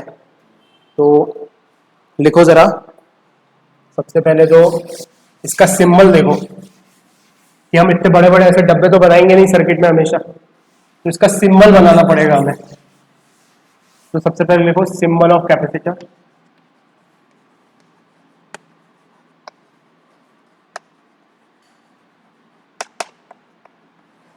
इसका सिंबल ऐसे होता है, दो पैरेलल ऐसे बना दिए डंडे, बस सर्किट में ये लग गया, है ना।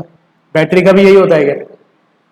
बैटरी में एक डंडा बड़ा और एक छोटा होता है, या कई कई बुक्स में ऐसा भी रहता है, एक सीधा और एक थोड़ा सा टिल्टेड, एक थोड़ा सा कर्व। तो दोनों ही कैपेसिटेंस के सिंबल है, सर्किट सिंबल। देखो कैपेसिटर क्या करता है, अगर चार्ज उसमें स्टोर हो गया तो वो एक बार सप्लाई कर देगा और फिर वो डिस्चार्ज हो जाएगा। लेकिन बैटरी का मैकेनिज्म ये रहता है कि वो कंटिन्यूअसली सप्लाई किया जा रहा है चार्ज को। ये बात समझ आ रही है? ये डिफरेंस है कैपेसिटर और बैटरी में। तो लिखो जरा, based on shape and arrangement of capacitor, based on shape and arrangement of capacitor plates, based on shape and arrangement of capacitor plates, there are mainly three types of capacitor. There are mainly three types of capacitor. First is parallel plate capacitor, parallel plate capacitor. Second is cylindrical plate capacitor, cylindrical plate capacitor, and third is spherical plate capacitor. Third is spherical plate capacitor. तो हमारे market में जो capacitor मिलते हैं वो cylindrical plate capacitors होते हैं, लेकिन उनको थोड़ा सा फॉर्मुलेशन उनका थोड़ा सा टफ है ना। तो हम चीज़ें इजी करने के लिए हमारे सिलेबस में क्या रखा गया है, पैरेलल प्लेट कैपेसिटर। तो पैरेलल प्लेट कैपेसिटर को हमें डिटेल में पता होना चाहिए। तो लिखो parallel plate capacitor, parallel plate capacitor.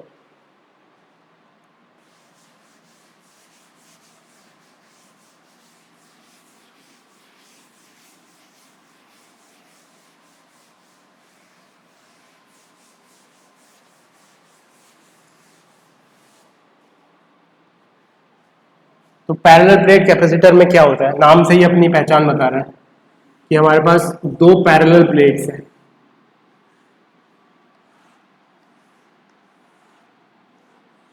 ठीक है, और ये कनेक्टेड है अब जहां भी सर्किट है।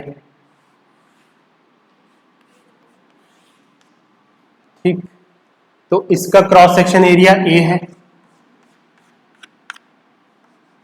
और इसका भी क्रॉस सेक्शन एरिया ए है, सेम साइज की प्लेट्स हैं ये, और इनके बीच का जो डिफरेंस है दैट इज स्मॉल डी। ये पैरामीटर्स हैं कि इसका क्रॉस सेक्शन एरिया ए है, इसका भी क्रॉस सेक्शन एरिया ए है, इसका डी है, और पोटेंशियल वी से ये कनेक्टेड है। तो फाइनली इस पर और इनमें जो पोटेंशियल डिफरेंस होगा वो वी का हो जाएगा कि अगर यहाँ पर पोटेंशियल 0 है तो यहाँ पर हो जाएगा वी, यहाँ पे 10 है तो यहाँ पर हो जाएगा 10 प्लस वी।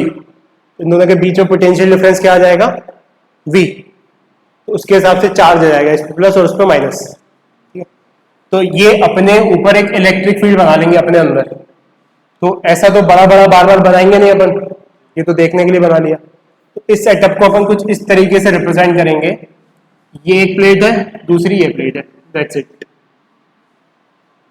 इसका आपस में दोनों की दूरी कितनी है, डी, इसका क्रॉस सेक्शन एरिया ए और इसका भी ए। अच्छा, ये क्रॉस सेक्शन बराबर क्यों लिया है, बराबर ही होगा, नहीं तो एक बड़ा एक छोटा हो जाएगा तो बनाने में फिजिबल नहीं होगा। और अगर बराबर हो भी जाए तो अलग हो भी जाए अगर एरिया, तो क्या करना है वो अपन बाद में डिस्कस करेंगे। अभी अपन एक नॉर्मल स्टैंडर्ड केस ले रहे हैं। ठीक है, तो हमारा उद्देश्य क्या है, हमारा उद्देश्य है कि इस पैरेलल प्लेट कैपेसिटर का कैपेसिटेंस फाइंड करना है। तो लिखो find out capacitance of capacitor, find out capacitance of capacitor of plate area capital A, of plate area capital A, and plate separation and plate separation and plate separation small d and plate separation small d।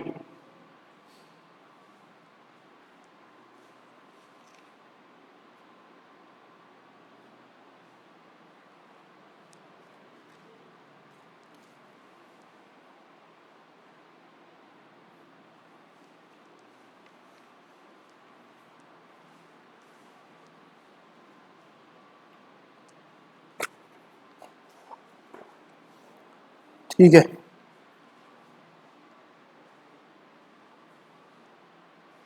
तो ये setup ना बनाते हुए हम वो बनाएंगे, तो हमें समझ में आ ही जाएगा।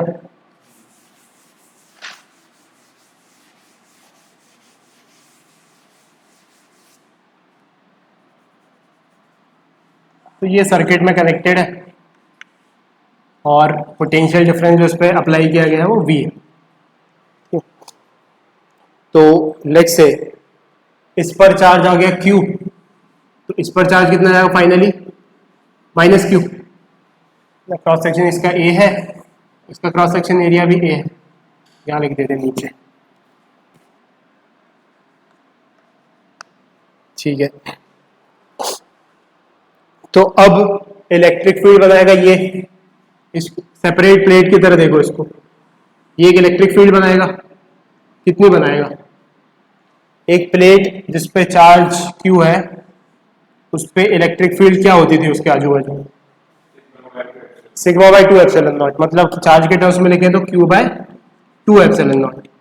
ठीक है, तो इसकी वजह से यहाँ पे इलेक्ट्रिक फील्ड इस तरफ हो जाएगी और इधर हो जाएगी, तो this will be Q by 2 epsilon naught, और ये भी Q बाय 2 एप्सिलॉन नॉट, और इधर भी होगी Q बाय 2 एप्सिलॉन नॉट, वो तो कांस्टेंट होती है। और मान लें कि काफी बड़ी प्लेट है, तो अब इसकी वजह से भी लिखना पड़ेगा, इसकी वजह से दूसरे कलर से लिखते हैं। तो इस वाली प्लेट की वजह से, क्योंकि ये नेगेटिव चार्ज है, इसी तरफ होगी, तो यहाँ पे तो ऐड हो जाएगी Q बाय 2 एप्सिलॉन नॉट। इधर इस तरफ होगी तो सब्सट्रैक्ट हो जाएगी Q बाय 2 एप्सिलॉन नॉट, और इधर इस तरफ होगी तो सब्सट्रैक्ट हो जाएगी Q बाय 2 एप्सिलॉन नॉट। तो कुल मिला के इलेक्ट्रिक फील्ड केवल इन प्लेट्स के बीच में ही आ रही है, यहां पर कोई इलेक्ट्रिक फील्ड नहीं, इस तरफ भी कोई इलेक्ट्रिक फील्ड नहीं, पूरी की पूरी इलेक्ट्रिक फील्ड बीच में। ये बात क्लियर हो रही है? और उसका मैग्नीट्यूड क्या हो रहा है? उसका मैग्नीट्यूड हो रहा है Q plus Q upon 2 epsilon naught, that is Q by epsilon naught. This is the electric field. ये बात समझ में आई? Q by A epsilon naught. एक मिनट, हाँ सॉरी, हम ये यहाँ पे ये A लगाना भूल गए, ये क्या लिख दिया मैंने, 2A एप्सिलॉन नॉट। सिग्मा हो, सिग्मा ना Q बाय एरिया, तो सब जगह ए भी आएगा, तो Q by A epsilon naught. तो ये डेटा अपन को थोड़ा सा याद रखना है, तो let's carry that data here. ये हमारे पास एक प्लेट है, ये दूसरी प्लेट है, इधर इलेक्ट्रिक फील्ड 0 है, इधर इलेक्ट्रिक फील्ड 0 है, और इधर जो इलेक्ट्रिक फील्ड है that is Q by A epsilon naught. ठीक है, और डायरेक्शन क्या है उस इलेक्ट्रिक फील्ड का? पॉजिटिव से नेगेटिव की तरफ, कि अगर यहाँ प्लस Q है या माइनस Q, तो इलेक्ट्रिक फील्ड का जो डायरेक्शन है वो इस तरफ है। This is the direction of electric field. ये बात क्लियर एकदम? ठीक है, अब अगर इनके बीच का सेपरेशन D है, तो याद करो कि अगर अपने पास कांस्टेंट इलेक्ट्रिक फील्ड होती थी E, तो दो पॉइंट्स के बीच में हम पोटेंशियल डिफरेंस कैसे लिखते थे? V is equal to what? E by, let's say ये R है तो E बाय R। ठीक, सहमत इस बात से? तो यहां पे अपन पोटेंशियल डिफरेंस कैसे लिखेंगे इसके बीच में? V is equal to E, E is what? Q by A epsilon naught, Q by A epsilon naught divided by R, मतलब कि D। अच्छा, ऐसा क्यों किया? इतनी रामायण क्यों गढ़ी गई? इतनी रामायण इसलिए गढ़ी गई क्योंकि हमारे पास जो कैपेसिटेंस का फॉर्मूला होता है Q is equal to C V, उसमें हम C तभी निकाल सकते हैं जब हमारे पास Q और V का रिलेशन हो, और वो आ गया है ना। तो बस यहां से हम इसको लिख सकते हैं Q is equal to A epsilon naught D into V।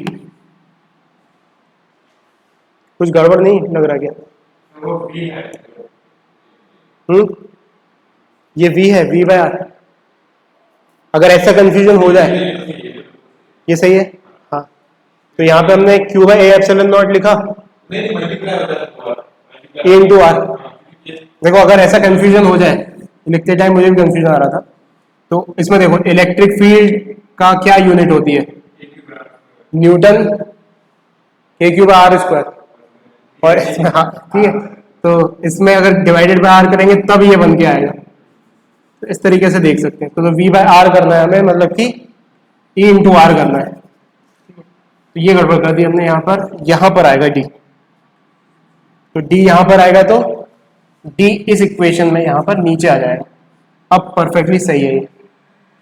इसको कंपेयर करेंगे Q is equal to C V से, तो ये पैरेलल प्लेट कैपेसिटर का C ये लगा हुआ है, this is the C for parallel plate capacitor, the C for parallel plate capacitor.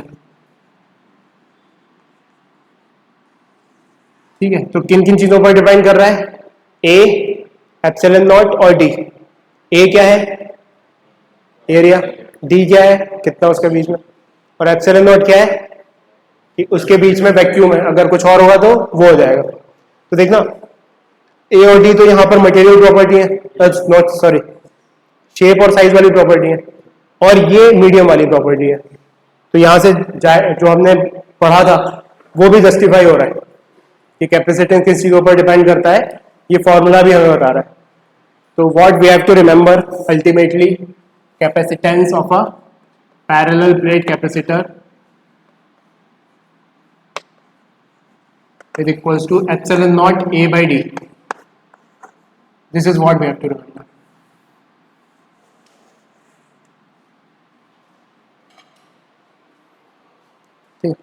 तो पैरेलल प्लेट कैपेसिटर में अगर उनके बीच का सेपरेशन बढ़ा देंगे तो कैपेसिटेंस बढ़ेगा या कम होगा? कम हो जाएगा, मतलब कि जितना पास रखेंगे उतनी ज्यादा कैपेसिटी होगी। जीरो रख सकते हैं, चिपका के रख सकते हैं क्या? चिपका के रख दिया तो क्या दिक्कत हो जाएगी? फिर तो करंट ट्रेवल करता रहेगा, चार्ज ठहर ही नहीं पाएगा।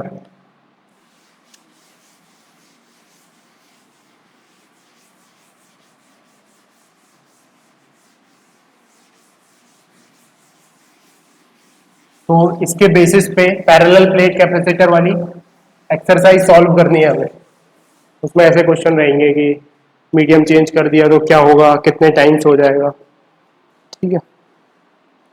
अच्छा, एक और चीज कर लेते हैं इसमें कि अब हमें पता चल चुका है कि एक प्लेट और दूसरी प्लेट को जब ऐसे आमने सामने रख देते हैं तो पोटेंशियल डिफरेंस क्रिएट कर देते हैं, तो उनके बीच में इलेक्ट्रिक फील्ड दौड़ने लगती है, जो दोनों इलेक्ट्रिक फील्ड एक दूसरे की वजह से ही बन रही है। तो अब ये भी इलेक्ट्रिक फील्ड में है, एक प्लेट दूसरी प्लेट भी इलेक्ट्रिक फील्ड में, तो दोनों पे फोर्स लग सकता है। तो लिखो next topic, force on one plate due to another, force on one plate due to another.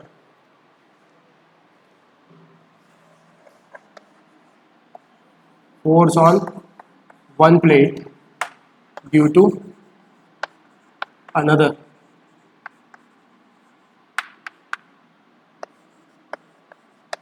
एक प्लेट पर फोर्स दूसरे की वजह से। तो ये बात हमें पता है कि अगर कांस्टेंट इलेक्ट्रिक फील्ड में, let's say constant electric field E है, उसमें Q चार्ज आ जाए तो उस पर फोर्स कितना लगता है? उस पर फोर्स लगता है Q इंटू E, ठीक है। और पॉजिटिव है तो इलेक्ट्रिक फील्ड के अलोंग, नेगेटिव है तो इलेक्ट्रिक फील्ड के अपोजिट। तो वही सिचुएशन यहाँ पर है। इस पर कितना चार्ज है? Q। इस पर कितना चार्ज है? Minus Q। और जो इलेक्ट्रिक फील्ड बन रही है इनके अंदर वो कितनी है? That electric field is Q by sigma epsilon naught, यानी कि Q by A epsilon naught. तो इस पर फोर्स कितना होगा? दिस मल्टीप्लाइड बाय दिस, और किस डायरेक्शन में? इस डायरेक्शन में। This is the force, let's say this is plate 1, this is plate 2, force on plate 2 because of plate 1, that is what? Q into E, so it is Q square upon A epsilon naught. Similarly, force on plate 1 because of 2 will be, मतलब same, बस direction opposite रहेगा ना, third law of motion भी valid होना चाहिए। तो Q square by A epsilon naught।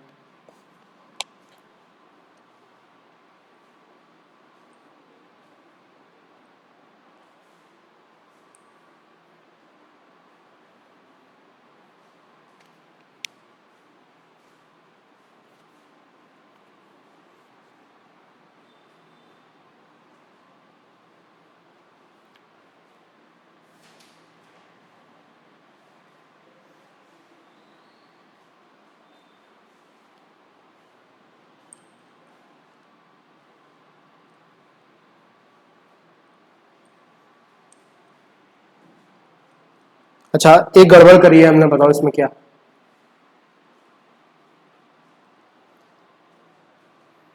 देखो, मान लो ये एक चार्ज है Q, और इसकी वजह से इलेक्ट्रिक फील्ड प्रोड्यूस हो रही है, कुछ भी रैंडम।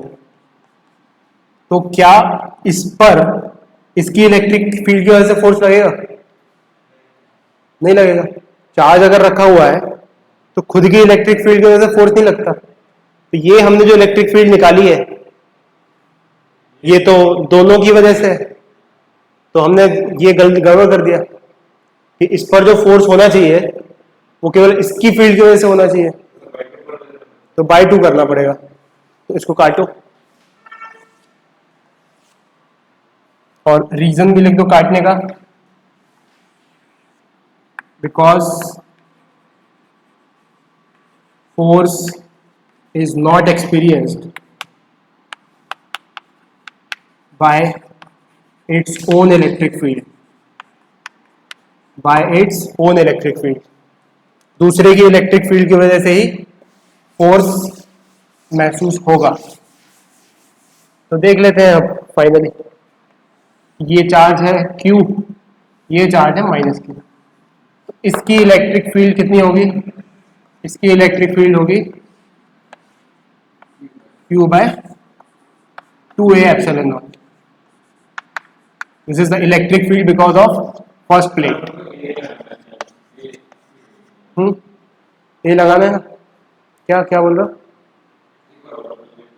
देखना, इस प्लेट की वजह से इलेक्ट्रिक फील्ड कितनी होगी, Q sigma bye epsilon naught, तो सिग्मा बाय 2 एप्सिलॉन नॉट, इसलिए 2 आया यहाँ पे। ठीक है, तो अब इस पर फोर्स कितना होगा, फोर्स ऑन दिस प्लेट, अब लिखेंगे इसको force on plate 2 because of 1, this is plate 1 this is plate 2, so that will be in this direction क्योंकि ये नेगेटिव है, और वो कितना होगा, वो होगा Q square upon 2a epsilon naught. Similarly by the same logic force on 1 because of 2 is Q square upon 2a epsilon naught. आ रहा है ये समझ में?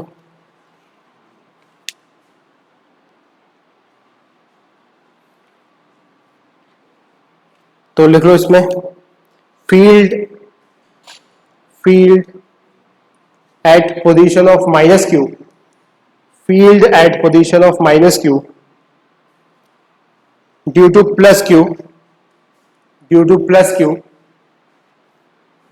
+Q is given as Q by 2a epsilon naught, is given by Q by 2a epsilon naught. So force on -Q due to +Q, so force on -Q due to +Q is Q square upon 2a epsilon naught, is Q square upon 2a epsilon naught।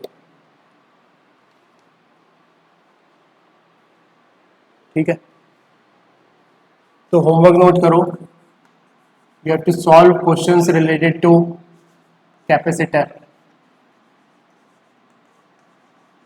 General capacitor any shape है ना, Q equal to CV से related, and parallel plate capacitor.